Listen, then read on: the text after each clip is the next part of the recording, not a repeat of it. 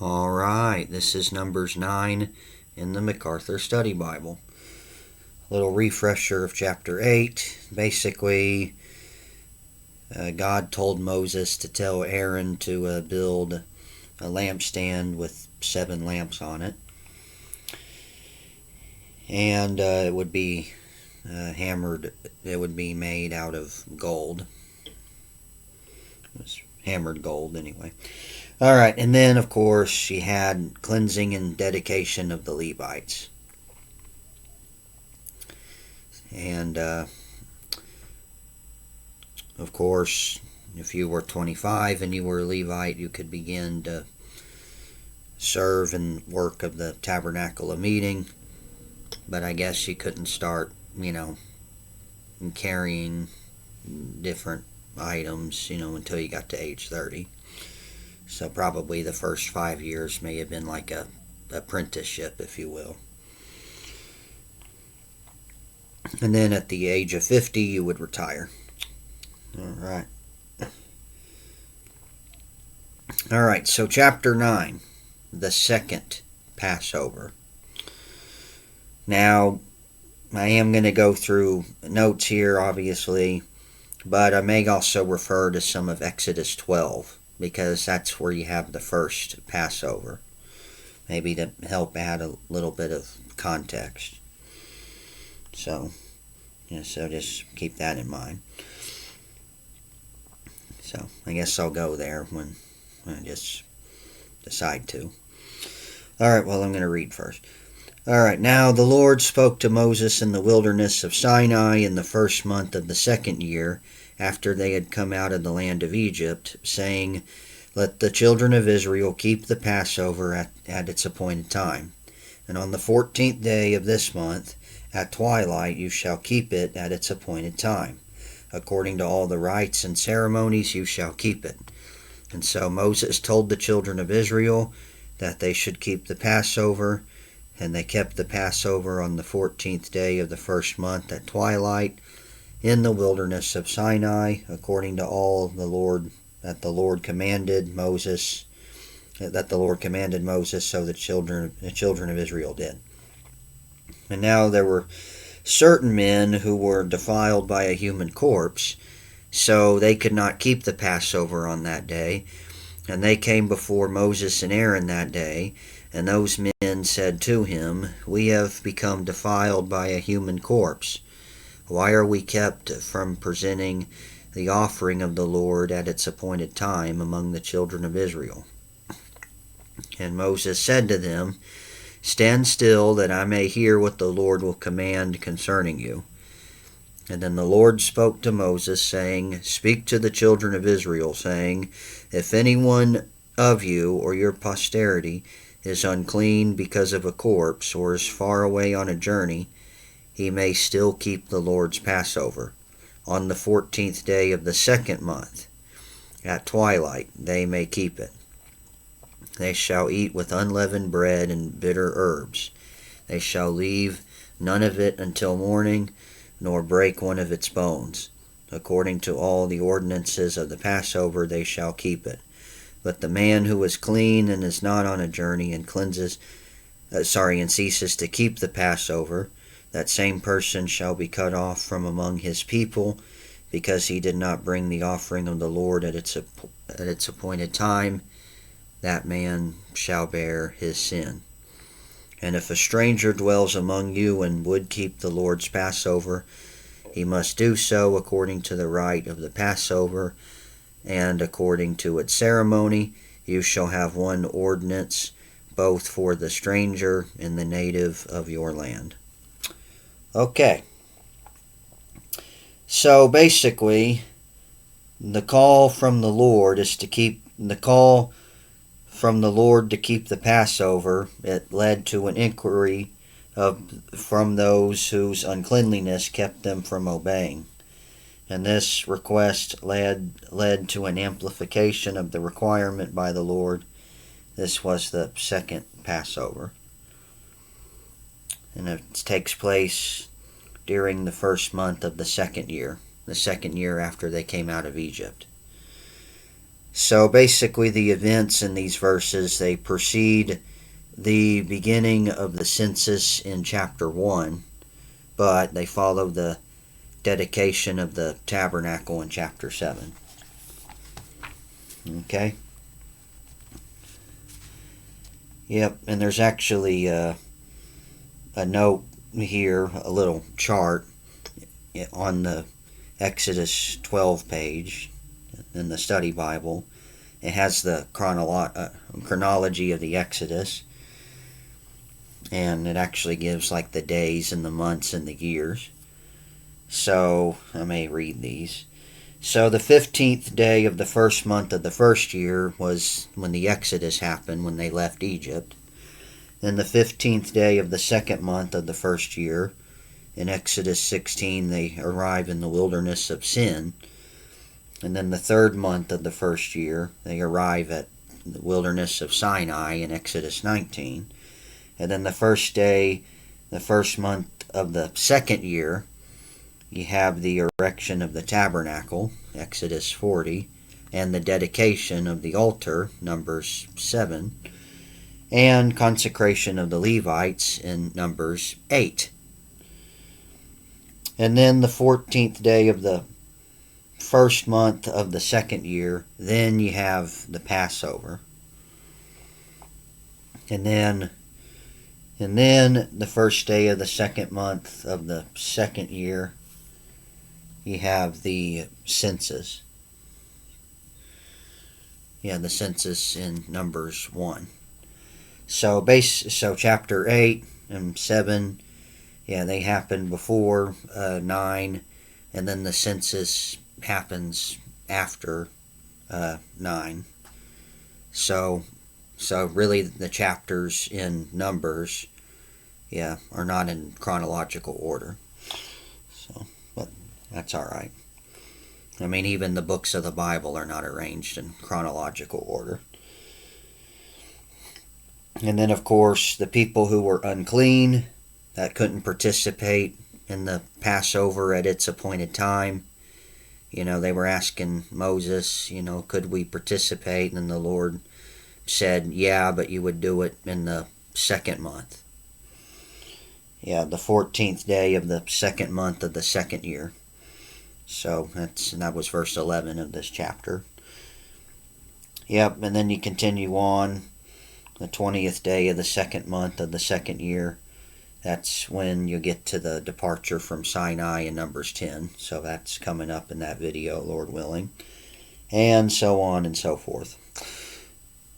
All right, now, when talking about the Passover, I might want to look at a few notes from Exodus 12.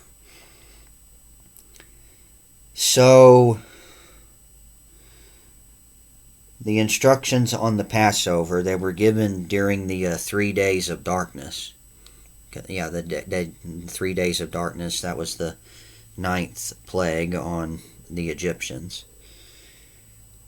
But this was to prepare, in order to fully prepare Israel for the grand finale, their exodus from Egypt. And while, of course, Israel was in the wilderness, Moses wrote and indicated that the detailed instructions for this very special feast day in Israel's religious calendar was not like any other of their other special feast days, all of which were given after the nation already left Egypt.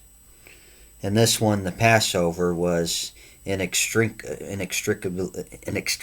it's hard to say that, linked to what took place in the Exodus, and that connection was never to be forgotten.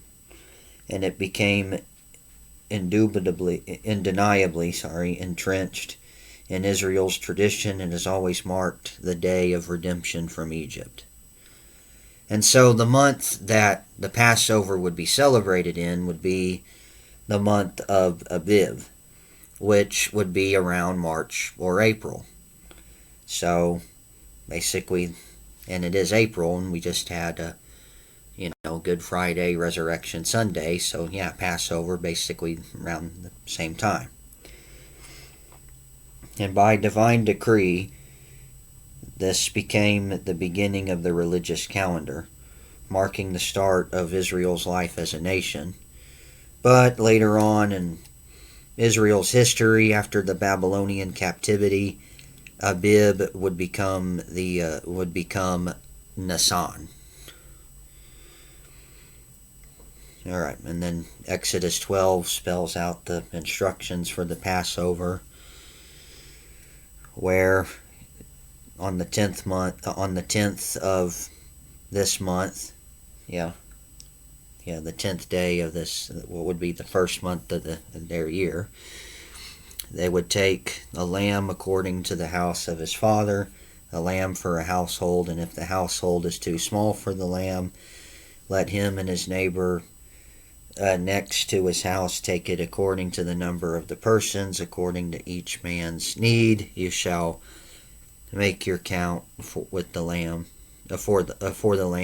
and your lamb shall be without blemish, a male of the first year. And you're not going to, and now you will keep it until the 4th day of the same month, and then the whole assembly of the congregation of Israel shall kill it at twilight.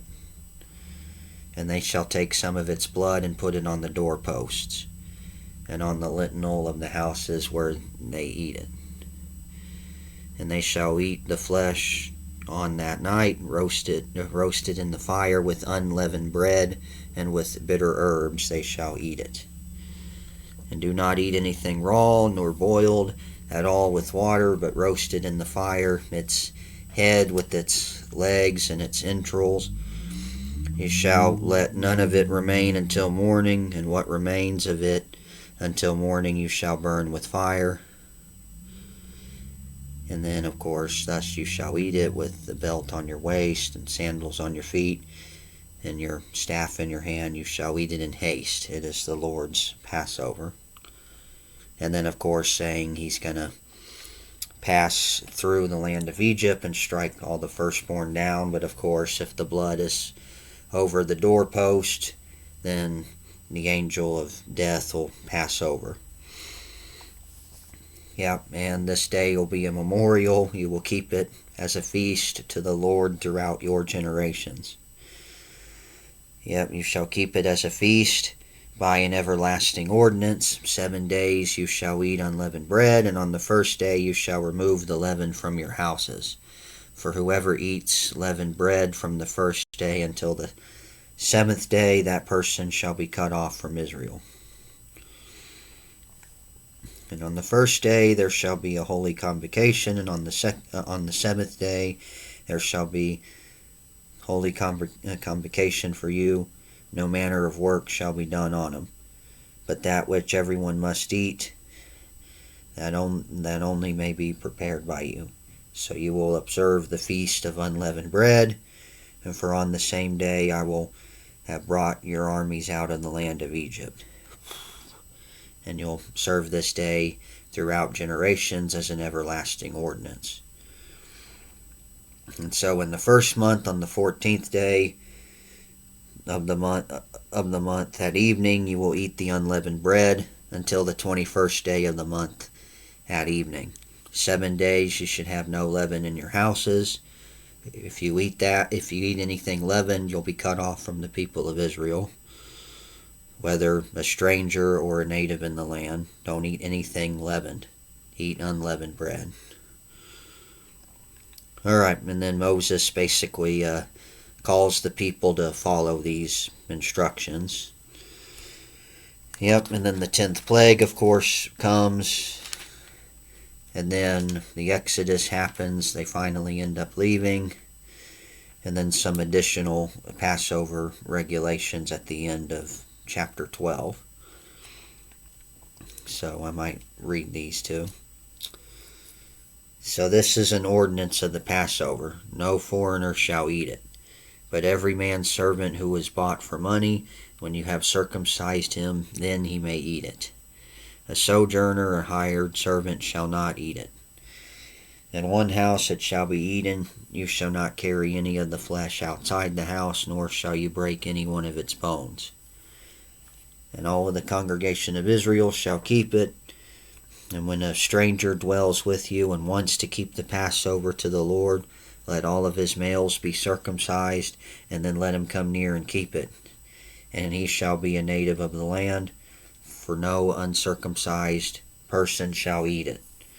One law shall be for the native born and for the stranger who dwells among you. Yep, and so the children of Israel did what the Lord commanded.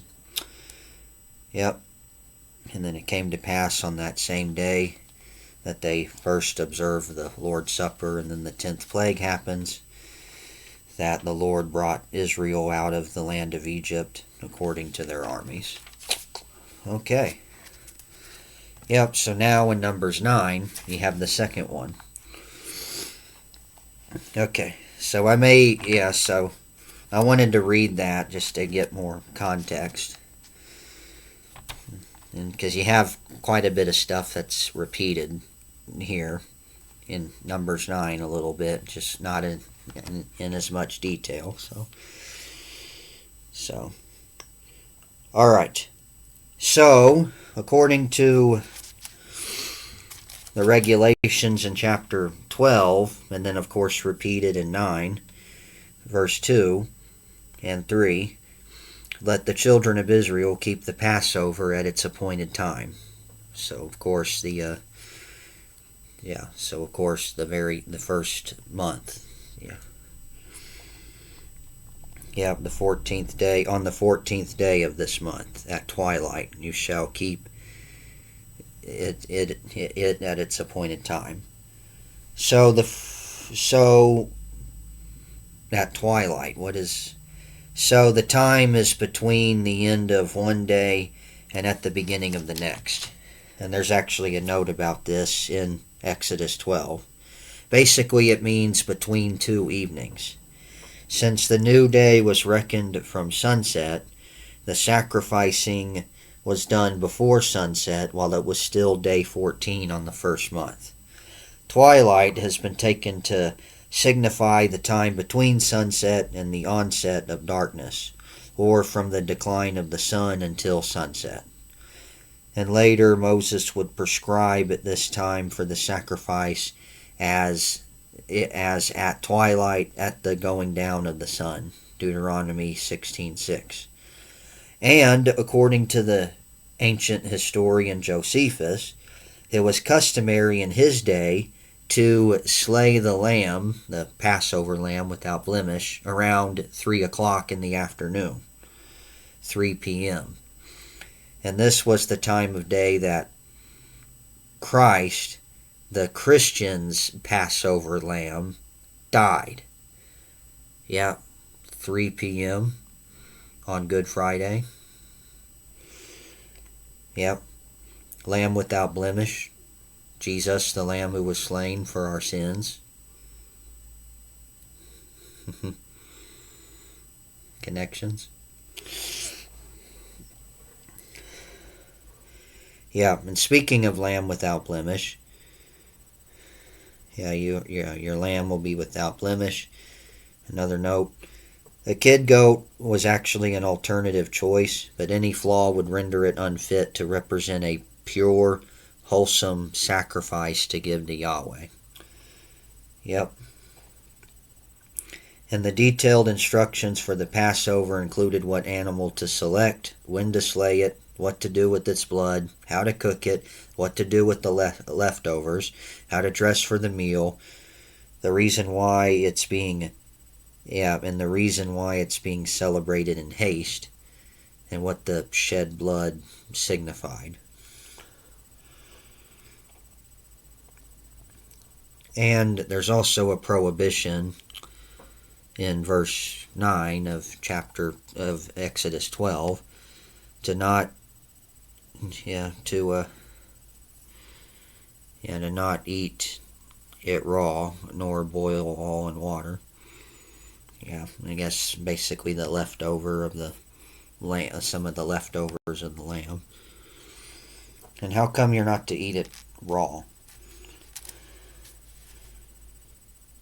Well, it was a prohibition with health implications, which also distinguished them from the pagan peoples who often ate raw flesh at their sacred festivals.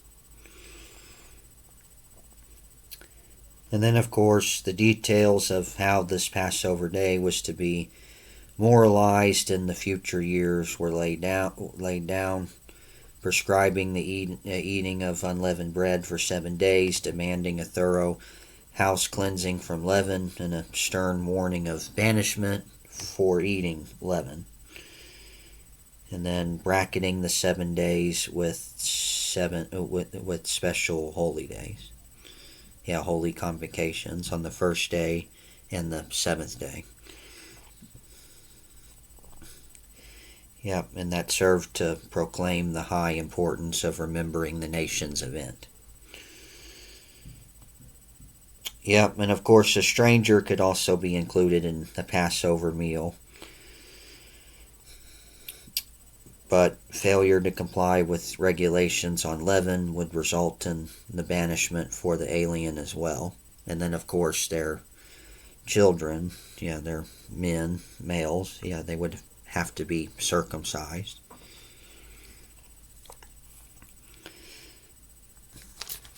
And then a few more notes from 12, and then I'll see what you can get back to 9. And then, of course, with the Passover, but of course, whenever you have the Passover lamb, you can't, you're ultimately not supposed to break the bones, which actually is pretty interesting, because Christ, the ultimate Passover lamb, had no bones broken. But he was pierced for our transgressions.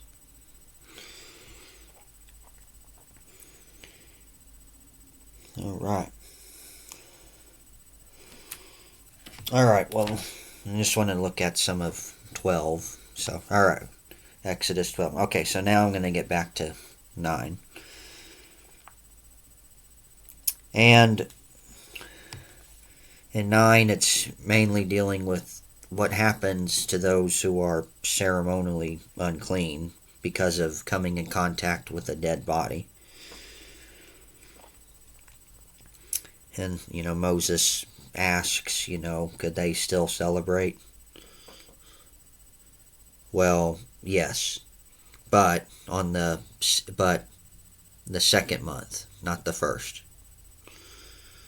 And they'll eat the unleavened bread, and they'll leave none of it till morning, nor break one of its bones.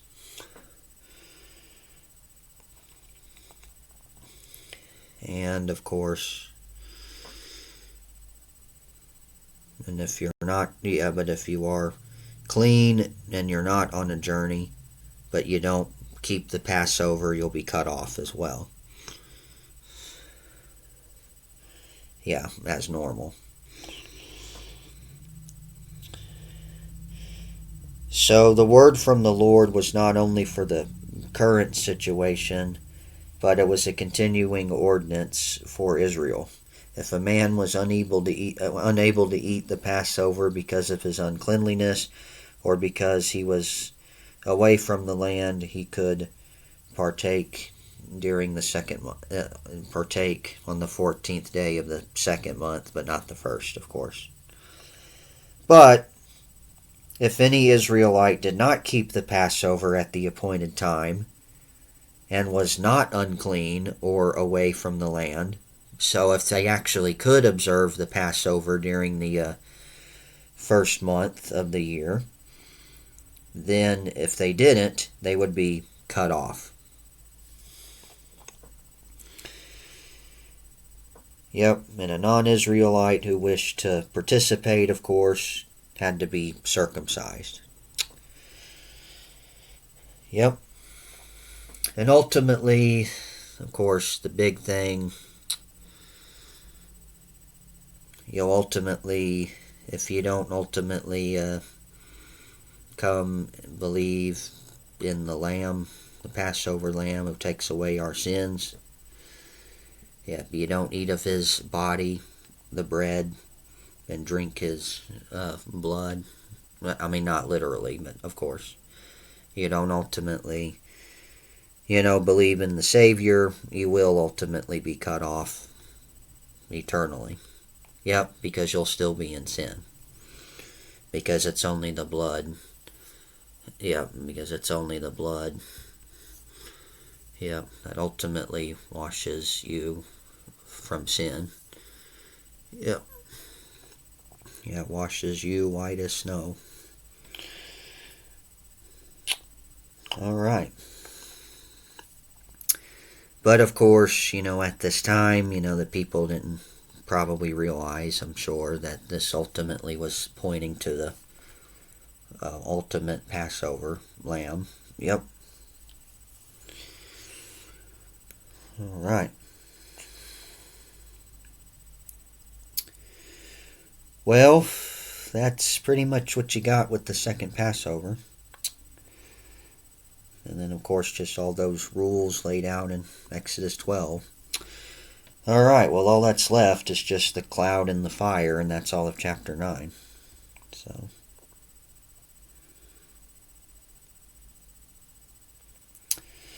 chapter 9, verse 15. Now on the day the tabernacle was raised up, the cloud covered the tabernacle, the tent of testimony.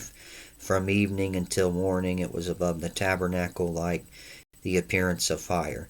So it was always. The cloud covered it by day, and the appearance of fire by night. Whenever the cloud was taken up from above the tabernacle, after that the children of Israel would journey, and in the place where the cloud settled, the children of Israel would pitch their tents. And at the command of the Lord, the children of Israel would journey, and at the command of the Lord they would camp. As long as the cloud stayed above the tabernacle, they remained encamped. Even when the cloud continued many days above the tabernacle, the children of Israel kept the charge of the Lord and did not journey. And so it was when the cloud was above the tabernacle a few days, according to the command of the Lord, they would remain encamped, and according to the command of the Lord, they would journey. So it was, when the cloud remained only from morning until evening, when the cloud was taken up in the morning, then they would journey, whether by day or by night. Whenever the cloud was taken up, they would journey. Whether it was 2 days, a month, or a year that the cloud remained on the tabernacle, the children of Israel would remain encamped and not journey. But when it was taken up, they would journey. And at the command of the Lord, they remained encamped.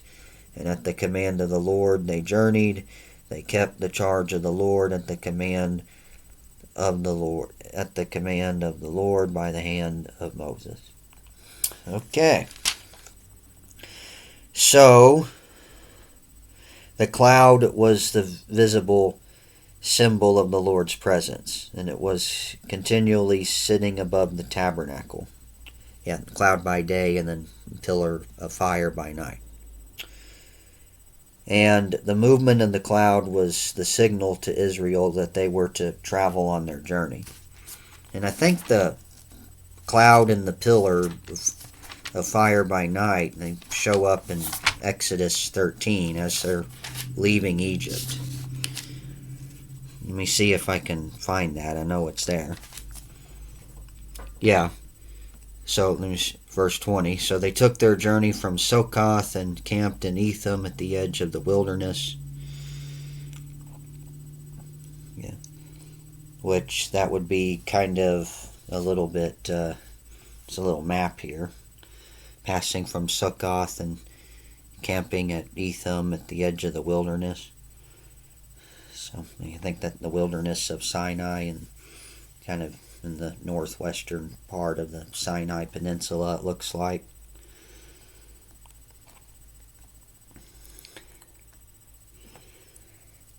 Yep. And then, of course, the Lord went before them in a pillar of cloud by day to lead the way, and by night a pillar of fire to give them light. He did not take away the pillar of cloud by day or the pillar of fire by night from before the people. And a little note on that at the end of Exodus 13. So this was the means by which God led the people. It was just a single column, being a cloud by day and fire by night, and it was associated with the angel of God, or the angel of God's presence. And I've heard it said that probably this angel of God maybe could have been a pre-incarnate Jesus. Yeah. And it was the pillar from which God also spoke to Moses. Yeah, Exodus 33 it looks like. Alright, but I'm not going to turn there now. I just wanted to look at that. So,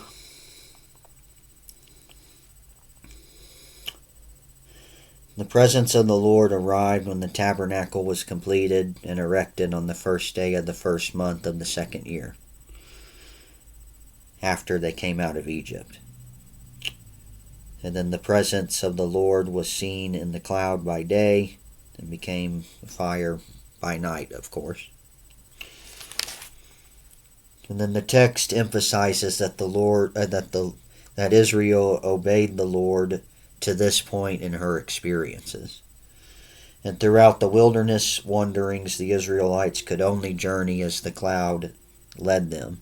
And when it did not move, they stayed encamped where they were. Yeah, they would only go where God was leading them. And then they would stop if that wasn't the case. If God wasn't, moving, if his presence wasn't moving, then they weren't moving. All right, well, that's actually the end of Numbers 9, with the bonus of the Passover from 12, Exodus 12. Well, Lord willing, I might see what Prager will have to say another time, if he adds some more information about the Passover. But until then, may God bless you, and the grace and mercy won by Jesus, the love of God, and the fellowship of the Holy Spirit be with you all.